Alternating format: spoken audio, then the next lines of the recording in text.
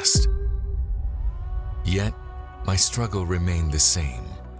Pain intensified. Sacrifices multiplied. It is true, my heart is wounded. It is true, the chains of oppression are held too tight.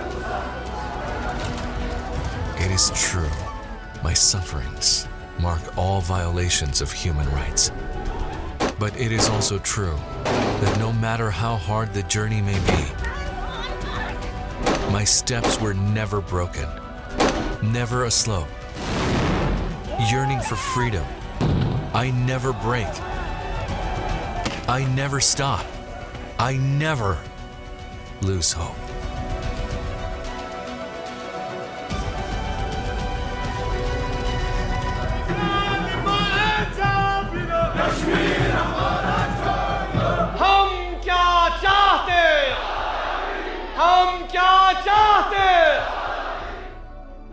In 1950, India agreed to amend its constitution to grant the part of Kashmir that it administers, India's only Muslim-majority state.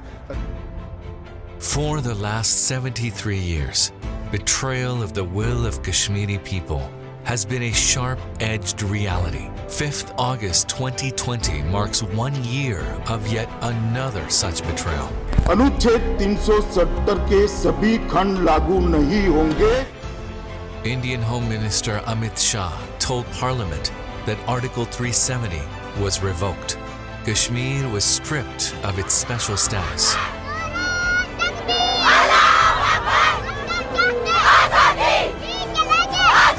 This is an attack on the constitution. Modi government has betrayed the people of Jammu Kashmir. This decision is a slap in the face of secularism. History will not spare you. The wrath of Hindutva was unleashed upon oppressed Kashmiris.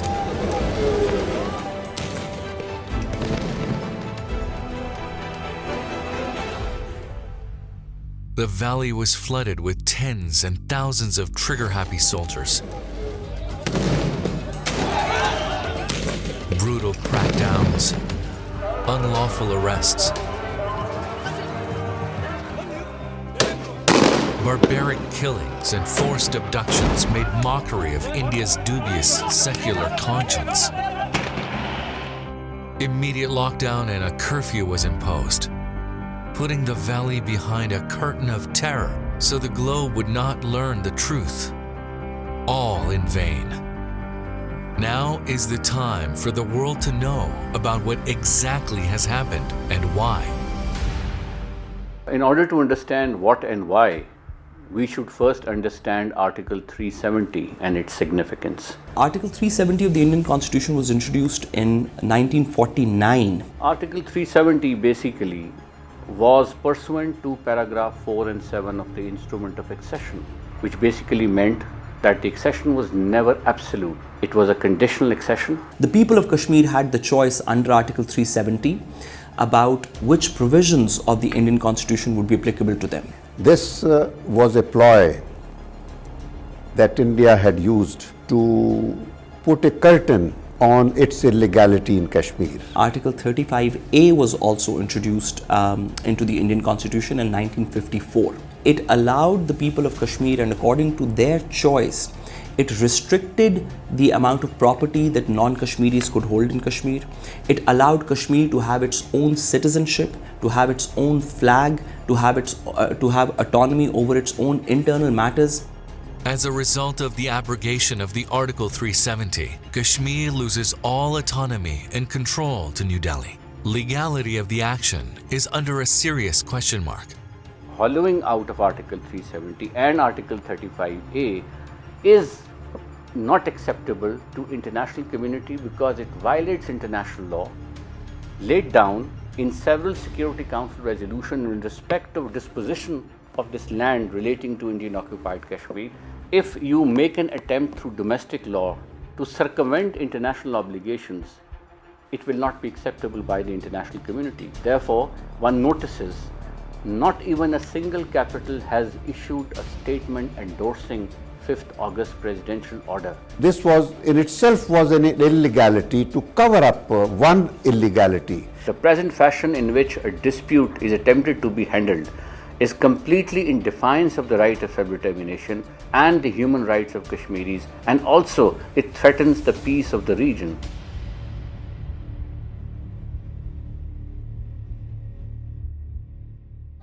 The abrogation of Article 370 generated massive reactions both in India and the Valley.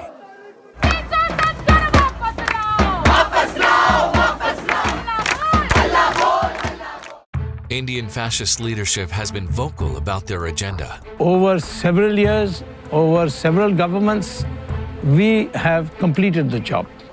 Sane voices of India, however, opposed this action. In the constitutional history of India, this will be a black day, and history will prove you to be wrong, and future generations will realize what a grave mistake this House is making today. This is a very, very big assault on the Constitution of India, on democracy, on secularism, and also on federalism. Even the pro-Indian Kashmiri leadership could not agree with Modi's strategy anymore. My India is a democratic India, secular India for all. I feel today is the blackest day of Indian democracy. You know, this new insult, this new phase of indignation has begun on 5th August 2019, and it's my generation which has now got the taste of betrayal. These illegal actions expose the fascist ideology of Modi's government. The fascist ideology of the Modi regime is Hindutva, is perhaps the most dangerous, the most existential threat that we as members of the global community face today. India, since independence, has been presenting itself as a secular country. But the fact remains that India has always been a Hindu state. Hindutva and Hinduism are absolutely unrelated. The term Hindutva itself is a fairly recent construct, which owes its origins to the theories propounded by one Vinayak Damodar Savarkar. Taking inspiration from Nazism and fascism, Savarkar's theory of Hindutva was one that was based on religious profiling rather than racial profiling. Slowly and gradually, this ideology has morphed into its current day form. After the partition, these devotees of the philosophy of Hindutva were the ones who vehemently opposed the protected status of Kashmir. The people of India are today suffering from Modi's Hindutva ideology. This is going to be something similar to the final solution that the Nazis envisaged for the Jews in 1940s. The repeal of Article 370 and 35A enables people to migrate to this area, to occupy this area, and we already hear of Sangh Abadis which are cropping up over there. Something which they've taken a leaf out of the book of Zionism, perhaps.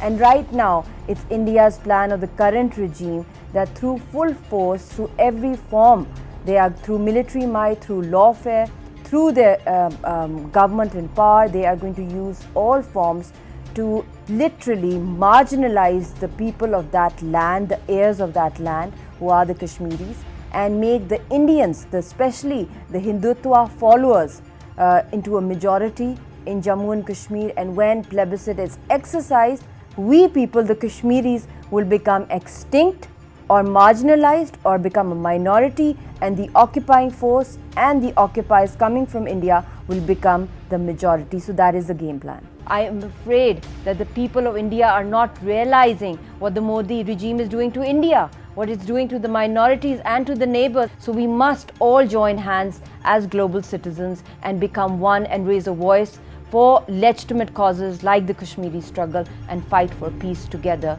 and help us save the Kashmiris. They have been fighting for too long. They have sacrificed so much for their cause. Now, they have nothing to lose but their cause. They can't lose it. They won't.